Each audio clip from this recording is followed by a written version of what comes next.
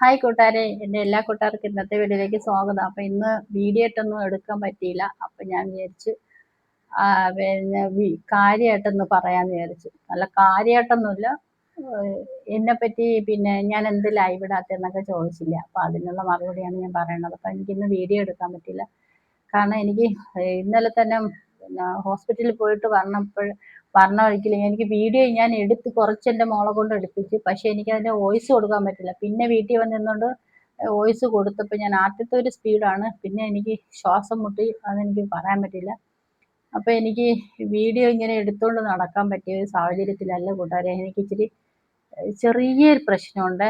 അപ്പോൾ ഒന്ന് കുറഞ്ഞതിന് ശേഷം 1 മാസത്തോളം ആവും. എനിക്കിനി അത് 1 മാസം കൂടെ കഴിയാം. അല്ലെങ്കിൽ അടുത്ത ആഴ്ച 1 മാസം കഴിഞ്ഞാൽ ഒരു ചെക്കപ്പ് കൂടെ ഉള്ളത്. ഒരു ചെക്കപ്പല്ല, ഒരു ടെസ്റ്റ് കൂടെ ഉണ്ട്. അത് കഴിഞ്ഞിട്ട് ഒരാഴ്ചയ്ക്ക് വെച്ച് ഒന്നുകൂടെ ടെസ്റ്റ് നടത്തി അതും കഴിഞ്ഞ് എനിക്ക് ഗുളികയൊക്കെ കഴിച്ചതിന് ശേഷം ഈ ഒരാഴ്ചത്തെ ടെസ്റ്റ് നടത്തുമ്പോഴത്തേക്ക് തന്നെ അറിയാൻ പറ്റും എനിക്ക് ഇത്തിരി കുറവുണ്ടോ അല്ലേ എന്നൊക്കെ നോക്കിയതിന് ശേഷം അടുത്ത 1 മാസം കഴിയുമ്പോഴത്തേക്ക് അടുത്ത ടെസ്റ്റ് കൂടെ ഒന്ന് ബ്ലഡൊക്കെ ടെസ്റ്റ് ചെയ്ത് നോക്കണം.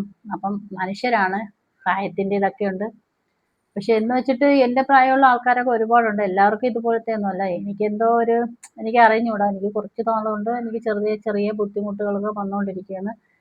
കാരണം ഞാൻ വീട്ടിൽ ഇരുന്ന് ജോലി ചെയ്യണമെങ്കിൽ വീട്ടിലുള്ള ജോലിയൊക്കെ ചെയ്യും. പിന്നെ അല്ലാതെ നമ്മൾ പുറത്തോട്ടൊക്കെ ഇറങ്ങി ജോലി ചെയ്താലേ നമുക്ക് അതിൻ്റെതായിട്ടുള്ള ഒരു ബുദ്ധിമുട്ട് മനസ്സിലാക്കാൻ പറ്റുള്ളൂ. ഞാൻ ഒരുപാട് ജോലി ചെയ്ത ആളാണ്. ഒത്തിരി എൻ്റെ കുട്ടിക്കാലത്തൊന്നല്ല, എൻ്റെ 10ാം ക്ലാസ് കഴിഞ്ഞതിന് ശേഷം 1 വർഷം ഞാൻ വീട്ടിൽ നിന്നിട്ട് അത് കഴിഞ്ഞ് ഞാൻ തയ്യൽ പഠിക്കാൻ പോയി.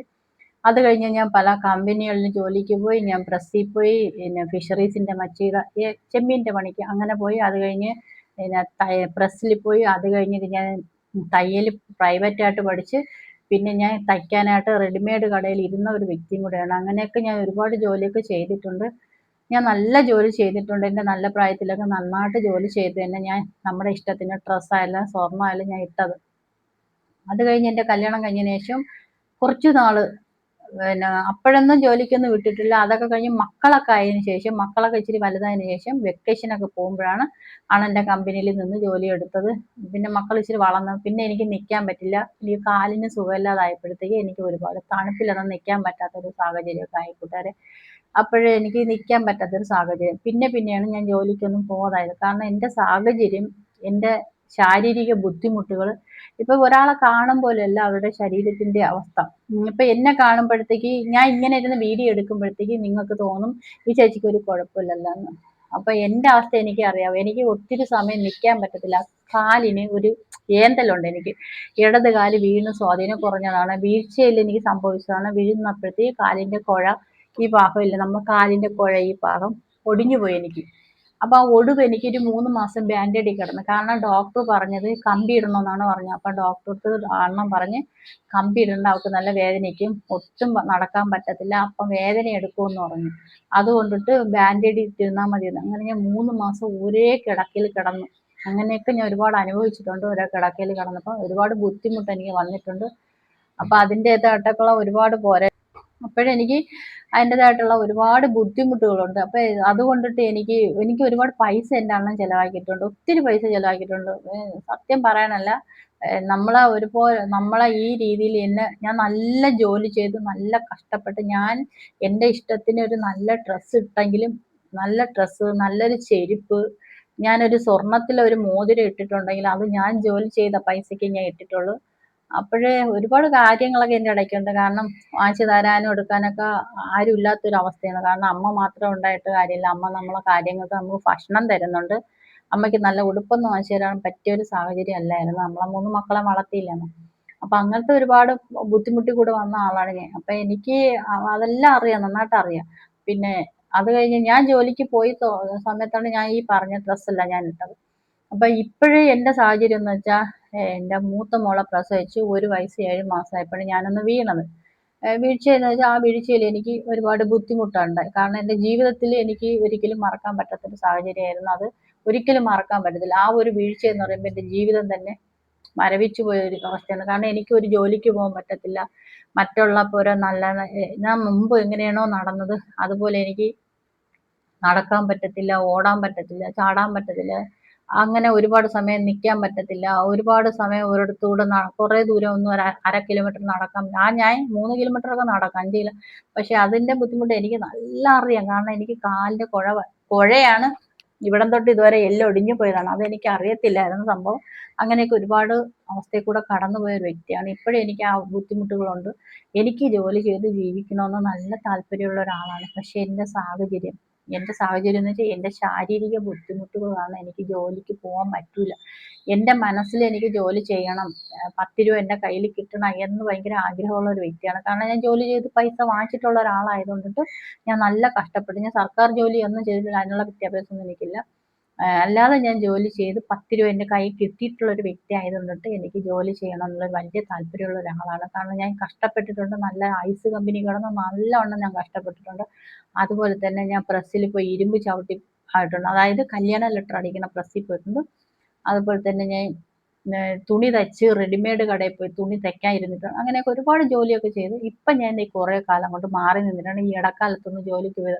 അതിനുശേഷം എനിക്ക് സമയത്തിന് മരുന്ന് കഴിക്കാനും ഒന്നിനും പറ്റാതായപ്പോൾ എൻ്റെ ശരീരം ക്ഷീണിച്ച്. അപ്പം ഞാൻ വിചാരിച്ചു ആ ക്ഷീണം എന്ന് പറയുമ്പോഴത്തേക്ക് അങ്ങനെ ആയിരിക്കുമെന്നാണ് ഞാൻ വിചാരിച്ചത്. എൻ്റെ പിന്നെ സമയത്തിനുള്ള ഫുഡ് കഴിക്കാതായി, സമയത്തിന് ഞാൻ ഫുഡ് കഴിക്കത്തില്ല, അങ്ങനെയൊക്കെയുള്ള ഒരു ചിന്തയായിരുന്നു എനിക്ക് വന്നത്. പക്ഷേ അങ്ങനെയൊന്നും അല്ല. എനിക്ക് അങ്ങനത്തെ അതൊന്നുമല്ല. ഞാൻ പണിക്ക് പോയിട്ട് പിന്നെ പണി നിർത്തിയതിന് ശേഷം നന്നായിട്ട് ഫുഡ് കഴിക്കുമായിരുന്നു. നല്ലതുപോലെ ആഹാരം കഴിക്കും. ഞാൻ നല്ല ഫുഡൊക്കെ കഴിക്കും. നന്നായിട്ട് ആഹാരം വെച്ച് കഴിക്കുന്ന ഒരാളാണ്. പിന്നെ ഹോട്ടലിൽ നിന്ന് ഇഷ്ടമുണ്ടെങ്കിൽ അതും വാങ്ങിച്ച് കഴിക്കും. അങ്ങനെയൊക്കെ ഒരു മെയിൻ്റാണ്. പക്ഷേ ഹോട്ടലിൽ ഫുഡെന്ന് പറയുമ്പോൾ ഞാൻ ഹോട്ടലിൽ പോയി മറ്റേ ചിക്കനും മട്ടനും അതല്ല കഴിക്കുന്നത്. നല്ല ചോറും അതൊക്കെ അങ്ങനെയൊക്കെ തന്നെ കഴിക്കണം. ഹോട്ടലിൽ പോയി കഴിഞ്ഞാൽ ഞാൻ ചോറൊക്കെ കഴിക്കത്തുള്ളൂ. അപ്പം അങ്ങനത്തെ ഒരു മൈൻഡുള്ള ഒരാളായിരുന്നു. ഇപ്പോഴെന്ന് വെച്ചാൽ എനിക്ക് ഒന്നും കഴിക്കാൻ പറ്റത്തില്ല. ഇപ്പം 3 നേരം ഗോതമ്പിന്റെ കഞ്ഞിയെങ്കിൽ അത് തന്നെ വലിയ ഉപകാരം. സാധാരണ എല്ലാരെ പോലെയും നല്ല ഭക്ഷണം കഴിച്ചു കിടന്ന എനിക്ക് ഇപ്പം നല്ല ഭക്ഷണം കഴിക്കാനായിട്ടൊരു സാഹചര്യത്തിലല്ല. വേറെ ഒന്നുമല്ല, എനിക്ക് കഴിക്കാൻ പറ്റത്തില്ല. എനിക്ക് അങ്ങനത്തെ ഒരു ചെറിയൊരു ബുദ്ധിമുട്ട് എനിക്ക് ദൈവം കൊണ്ട് തന്നു. അതിന് മാറ്റിയെടുക്കാൻ പറ്റുമെന്നാണ് പറയണത്. അവരൊക്കെ പറയുന്നത് ഗുളിക കഴിച്ചാൽ മാറും, കുഴപ്പമില്ല. പക്ഷേ എനിക്ക് ഇതുപോലെ ഇരുന്ന് ഒരുപാട് സമയം ലൈവിൽ ഇരിക്കാൻ പറ്റത്തില്ല. കാരണം എൻ്റെ ഈ മുഖത്തിന്റെ ഈ ഭാഗമൊക്കെയാണ് നല്ല വേദന. അപ്പൊ അവരിതൊക്കെ നോക്കിയില്ല കേട്ടോ. അവര് ബ്ലഡ് എടുത്ത് വേറെ കാര്യങ്ങളൊക്കെ നോക്കിയത്. എനിക്ക് കണ്ണട വെക്കുമ്പോൾ ഈ ചെവിയുടെ ഇവിടെയൊക്കെ വേദനയുണ്ട്. കണ്ണട വെച്ചില്ലെങ്കിൽ എനിക്ക് ഈ ലൈവിൽ ആര് വരണം എന്നൊന്നും കാണാൻ പറ്റത്തില്ല. ആരാണ് വന്നിരിക്കുന്നത്, ആരാണ് ലൈവ് മെസ്സേജ് ഇട്ടതെന്നും വായിക്കാൻ പറ്റത്തില്ല. അതുകൊണ്ടിട്ടുള്ള പ്രയാസമാണ് എനിക്ക് ലൈവിലോട്ട് ഇരിക്കാൻ പറ്റാത്തത്. ഇപ്പൊ ലൈവിൽ ഇരിക്കാത്തതുകൊണ്ടിട്ട് വാച്ച് അവർ കുറയുന്നുണ്ട്. ഇപ്പം ഞാൻ വീഡിയോ ഇടുന്നുണ്ട്. മാക്സിമം എല്ലാവരും വീഡിയോ കണ്ട് സപ്പോർട്ട് ചെയ്യണം. കാരണം എനിക്ക് ഒരുപാട് സമയം അങ്ങനെ ഇരിക്കാൻ പറ്റാത്ത സാഹചര്യമാണ്. എൻ്റെ ശാരീരിക ബുദ്ധിമുട്ടുകൾ കൊണ്ടിട്ടുള്ളൊരു പ്രശ്നം എല്ലാവർക്കും ഉണ്ട്. പക്ഷേ എനിക്കും ഉണ്ട്.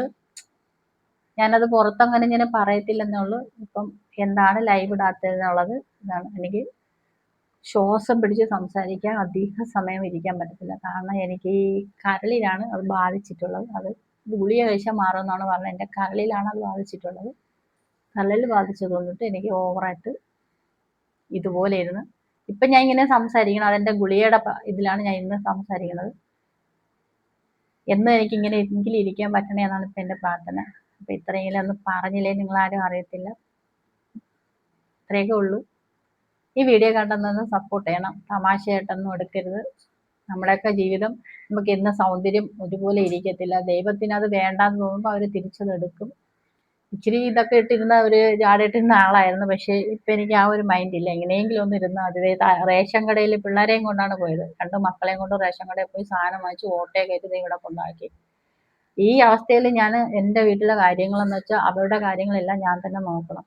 അപ്പം അതും കൂടെ ഉണ്ട്. ഇനി കൊച്ചുങ്ങളെ പഠിത്ത കാര്യവും മറ്റുള്ള കാര്യങ്ങളും ഞാൻ തന്നെ നോക്കണം. പക്ഷെ അവരെ കൊണ്ട് ചെയ്യിപ്പിക്കുന്നു എന്നുള്ളൂ. ഇപ്പം ഞാൻ അടുക്കളയിലൊന്നും അങ്ങനെ കയറുന്നില്ല. കാരണം കിടക്കും ഞാൻ.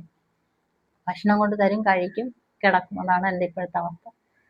അപ്പം എനിക്ക് ഒട്ടും വയ്യാത്തൊരു അവസ്ഥയാണ്. വലിയ സീരിയസ് ആയിട്ടൊന്നുമല്ല. കരളിൽ ചെറിയൊരു പ്രശ്നം, അത്രയേ ഉള്ളൂ. കുഴപ്പമില്ല, വേറെ കുഴപ്പമൊന്നുമില്ല.